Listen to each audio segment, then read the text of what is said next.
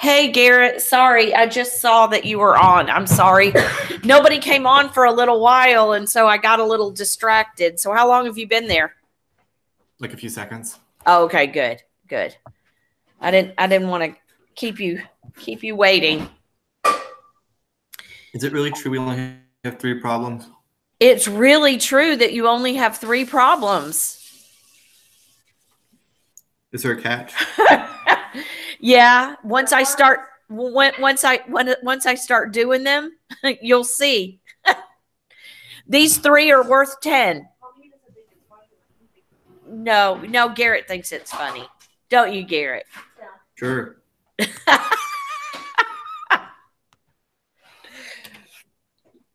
But it won't be too bad. It really won't. Here is a little something. There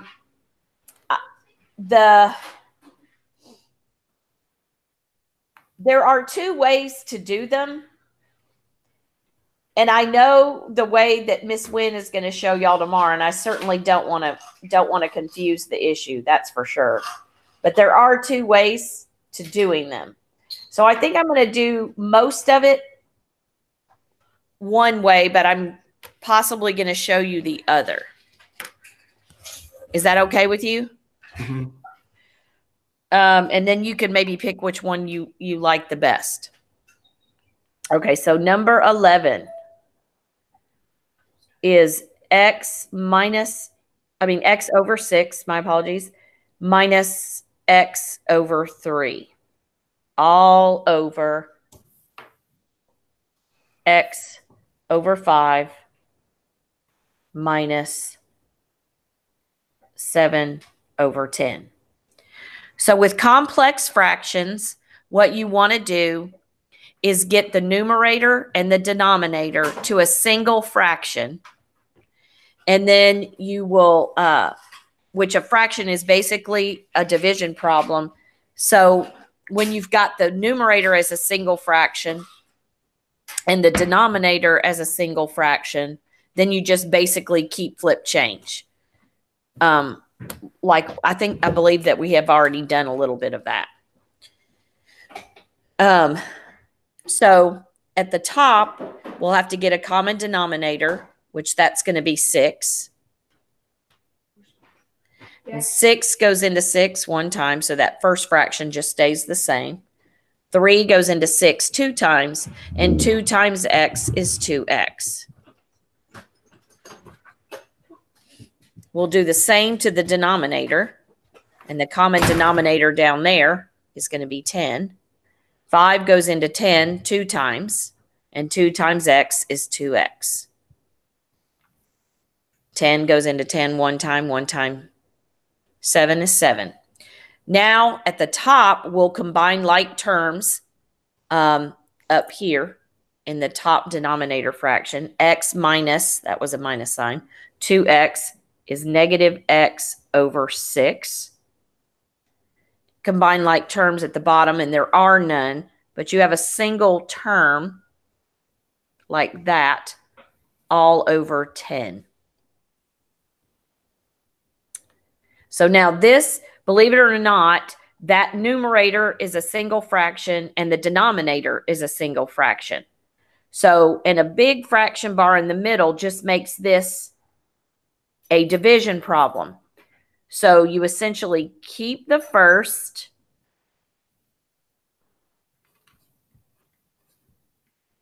Would it be negative x over 6 times 10 over 2x minus 7? Well, you're really, really close. That's very good. There's some reducing you can do along the way that will make it a smaller thing. But that 2x minus 7, that is part of the denominator. So praise the Lord. That's really, really good.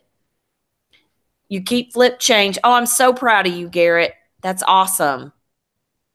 That's supposed to be a 7. Not a. What you can do here, you know how we kept flip change? You actually can reduce these a little because 2 will go into both of those. That becomes a 3. This becomes a 5. So you have negative 5x over 3 times 2x minus 7. Does that make sense? Mm-hmm. Because I think, didn't you have 10x and a 6 at the bottom? Did you have this? Yes. So you could even reduce at that point if you wanted to. Just like that. So either place you reduce is fine. But that's great. You did awesome. So far, not too bad, right? No.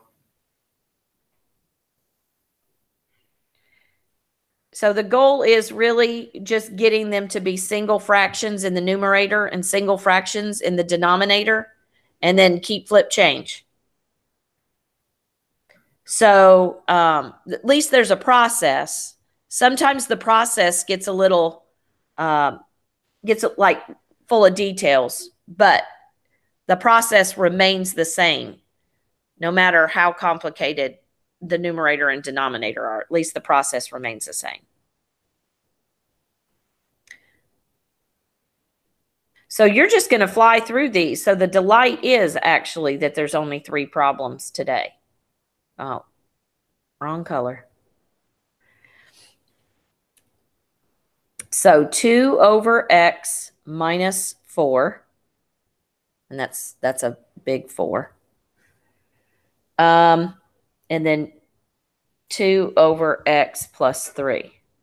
So you want to get a single fraction so that you got to get a common denominator in order to combine them. So the first one stays the same.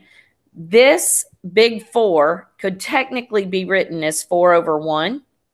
So 1 goes into x times, and 4 times x is 4x. All over. And then the common denominator for the denominator is x as well.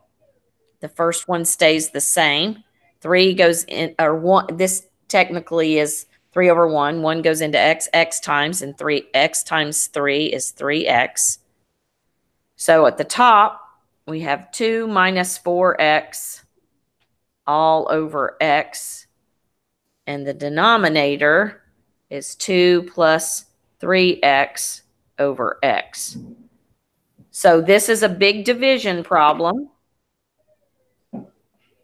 So that can be rewritten as 2 minus 4x all over x times, change that division bar or that fraction bar to a multiplication, flip this fraction that's in the denominator, that's going to be x over 2 plus 3x. The x's cancel, because remember, you can cancel diagonally or vertically. And at the top, that can actually be factored to 1 minus 2x. Just factoring, just in case there's anything else we can cancel out, but there really isn't. So this is your final answer. Did that make sense? Yeah. Great.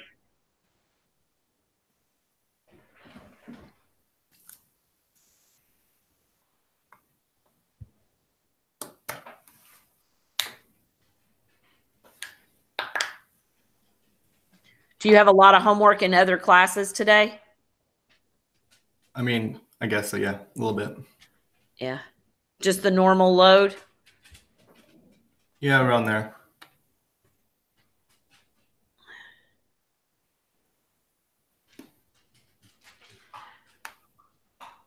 I always like it when there's a light load in something. It's nice. Math is usually the hardest one for me every time. Oh, is it? Yeah, I just have to work a little harder sometimes. The last one is 3 over x plus 5 all over 2 times x minus 3, 2 over x minus 3, plus 1 over x plus 5. So on this one, I'm pretty much going to carry my numerator across for a little while because I have to get a common denominator in the bottom. But not much I need to do in my numerator because it's already a single fraction. But my denominator, in order to get it to be a single fraction, I need to get a common denominator. So I'm going to multiply this first term by x over 5, x over 5. And this second one, it's missing the x minus 3. So I'll multiply the top by x minus 3 and the bottom by x minus 3. So then I distribute this 2 to both things over here. So that's going to be 2x plus 10. This will all be one big denominator now that I'm combining, distributing and combining terms. And then I have 1 to be distributed to the x minus 3. So that's going to be plus x minus 3. Once again, I'll just continue to carry that numerator on down. Didn't need to make that quite so big. And I'll look at what I can combine in my numerator for the bottom part of the fraction. And that's going to be 2x and x. So it's going to be 3x. And then the 10 and the negative 3 is going to be a positive 7 all over x minus 3 times x plus 5. So now my numerator is a single fraction and my denominator is a single fraction.